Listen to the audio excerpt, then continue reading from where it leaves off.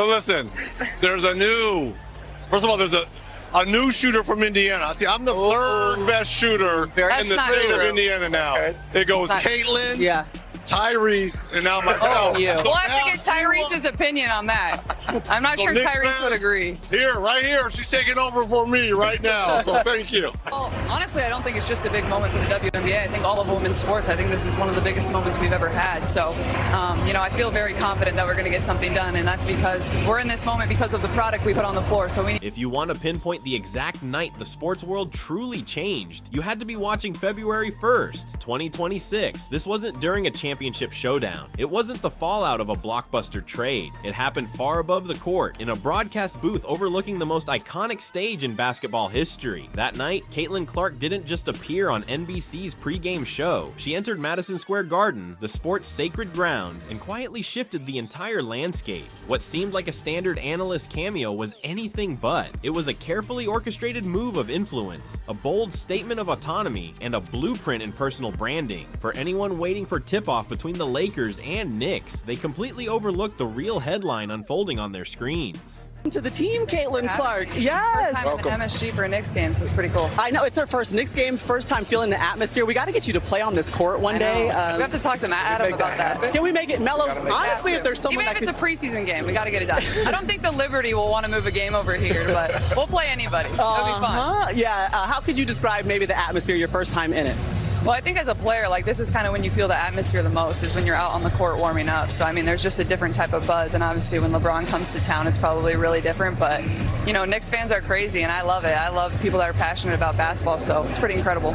This is the untold story of that night, how a 24-year-old phenom quietly exposed just how fragile the entire sports world really is. From the moment she took her seat, the atmosphere shifted. Surrounded by Hall of Famers like Carmelo Anthony and Tracy McGrady, there was no nervous rookie, no wide-eyed newcomer grateful just to be there. Caitlin Clark carried herself with the calm, unshakable confidence of someone who owned the room. Her analysis cut deep, focused on spacing, movement, and timing, spoken with the instinctive fluency of a player who not only understands the game, but lives it. Even the legends leaned in. She broke down lessons from Luka Doncic's mastery over defenders, not as a fan marveling from afar, but as a peer dissecting craft. Every gesture, every glance radiated authority.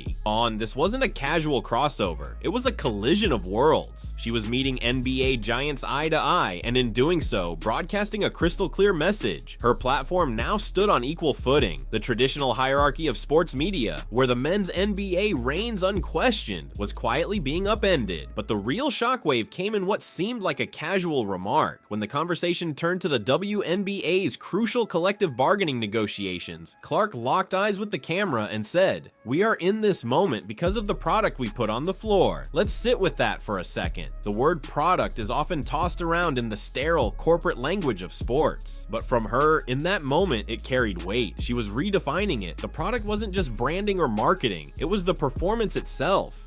The 40-foot shots that defy belief, the audacious passes, the raw, undeniable talent that fills arenas and breaks viewership records. Her point was quiet, almost subtle, but devastatingly effective. There we go. Feeling it. She knew it right away. Oh. This could be a quick NBC. Wow. The warm-up was mine, the win.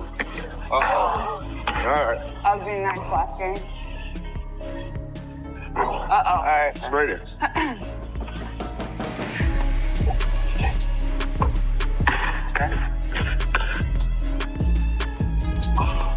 In. Guess what? In a game, that would still count for a point. It would. It absolutely would. You get this out the net? Now he's talking junk. Uh-oh. Okay. Uh-oh. There we go. Oh. Uh-oh. Oh, I don't like it. Yep. He's nervous! Game. You like to double down, I see. Oh, Okay. All right. Okay. One leg. The massive TV contracts, the packed arenas on the road, the national obsession, they aren't happening for the league. They're happening because of players like Caitlin Clark. In a single sentence, she reframed the entire collective bargaining conversation. What could have been a request for investment became a bold statement of undeniable worth. She wasn't asking for a seat at the table. She was reminding everyone who brought the feast. This wasn't just a clever line. It was a calculated move in a decades-long struggle. For years, the narrative around women's sports, often promoted by the leagues themselves, focused on patience, on gradual growth, and asking fans and networks for support. Clark shattered that script. She shifted the conversation from "please support us" to "invest in this undeniable asset." She directly confronted any notion that players were merely beneficiaries of a growing league. Instead, she positioned herself and her peers as the true architects of value, the engine driving everything that sponsors, broadcasters, and commissioners are now racing to capitalize on. It's a move grounded in economics. When you are the reason millions tune in, you hold the leverage. By putting it so plainly on national TV, she wasn't just speaking to fans, she was sending a direct, unmistakable message to every owner and executive at the bargaining table. The formula is simple. Without the stars, the product collapses. Period. That's the Sure. one. No. Wow! Do you believe in magic or what? I know you create some all the time. This is for game. This is for game. All right. There's literally 0% chance to make this again. That's our welcome to the NBC moment. Hey, this is so cool, man. I can't even lie. This is like the coolest thing ever, bruh. Caitlin Clark's NBC debut wasn't just a one-time appearance. It was the latest and perhaps most brilliant step in a long-term strategy to build something unprecedented, an athlete-led empire that exists outside the whims and politics of any single league. By partnering with a mainstream sports powerhouse like NBC, she's effectively constructing a fortress around her personal brand. Think about it. Her influence and income are no longer tied solely to the WNBA's marketing machine, or its sometimes petty internal dramas. She now has a direct line to millions of fans through one of the nation's largest broadcast networks. On-court brilliance is translating into off-court authority, making her a defining voice of basketball itself, not just women's basketball. She's untouchable. League officials can't silence her. Rival players can't diminish her, and her leverage is rooted in the simplest, most undeniable fact: she's spectacular at what she does. Clark is playing chess while the rest are still figuring out checkers. She's building a career that exists alongside the league, not dependent on it. This model, league-adjacent stardom, is the future of athlete empowerment, and she's writing the playbook in real time. A WNBA salary, even a Supermax, has a ceiling, but combine that with a national TV role, major endorsements, signature products, and control over her own narrative, and the earning potential becomes virtually limitless. She's created a financial and cultural safety net that shields her from coaching decisions, on-court slumps, or league politics.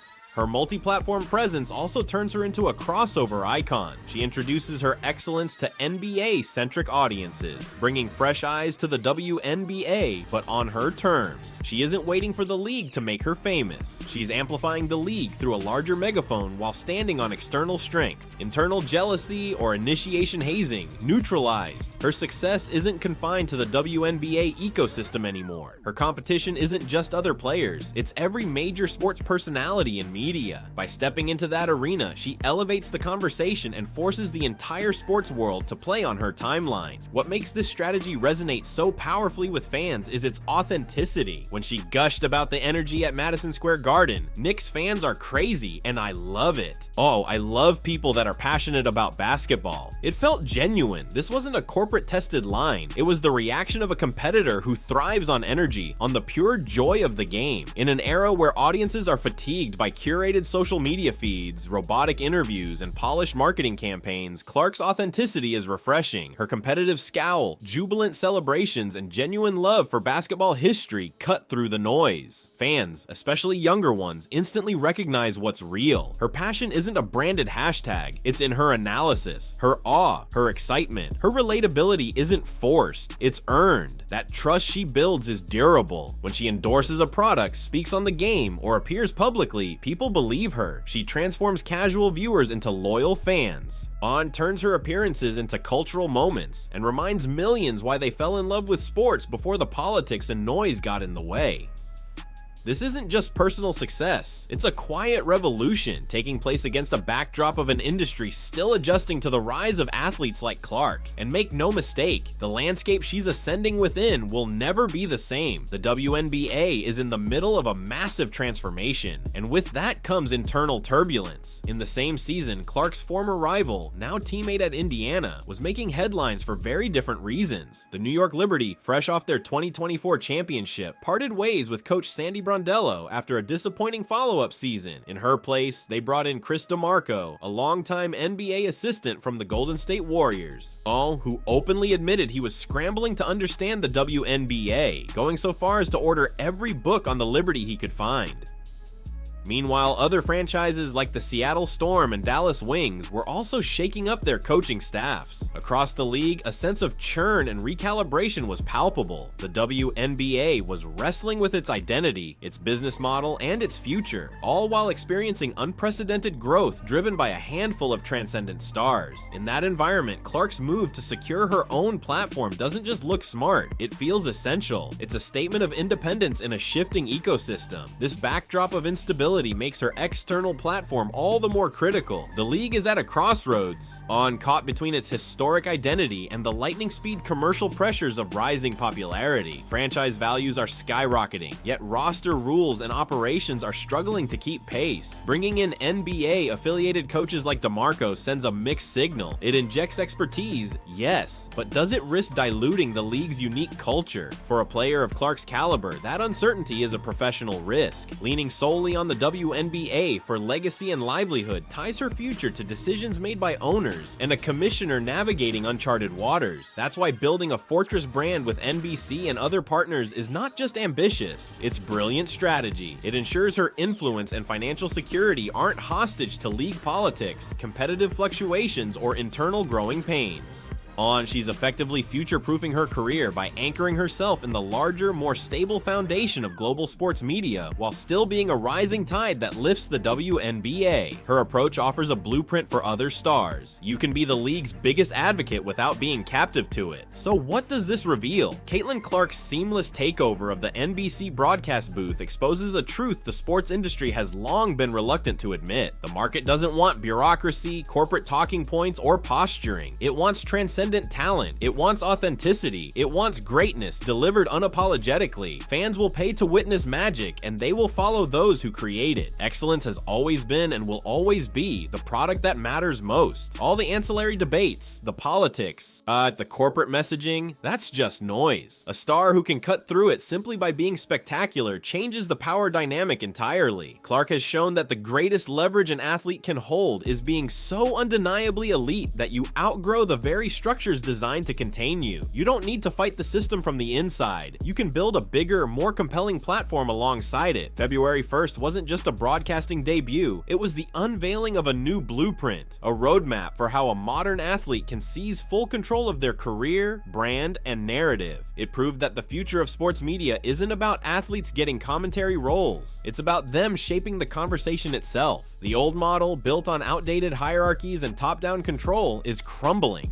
The new model belongs to players like Clark, who understand that your voice is your most valuable asset, and the best way to amplify it is from a position of market-proven strength. The torch isn't being handed down, it's being seized. And the question for leagues, networks, and fellow athletes isn't whether they will adapt, it's how fast they can catch up before they're left watching from the sidelines. This blueprint fundamentally rewrites the rules. The era of dictating terms to talent is over. The most valuable players are now collaborators, not subordinates. Their brands enhance league success, but no longer depend entirely on it. For media networks, it signals a shift. The future isn't about naming experts. It's about platforming authentic voices that already command devoted audiences. The most compelling insights always come from those still living the game, who can break down its intricacies not from memory, but from real-time experience. For other athletes, Caitlin Clark's path is both an invitation and a challenge. She's showing that building a legacy isn't just about championships or stats. As impressive as those may be, it's about owning your narrative, connecting authentically with a global audience, and creating a multidimensional platform built on the twin pillars of elite performance and entrepreneurial vision. The court is no longer longer the limit, it's the launch pad. So what does this mean for the future of basketball? Does this athlete-driven model make the sport healthier and more sustainable? Or could it risk shifting attention away from the game itself?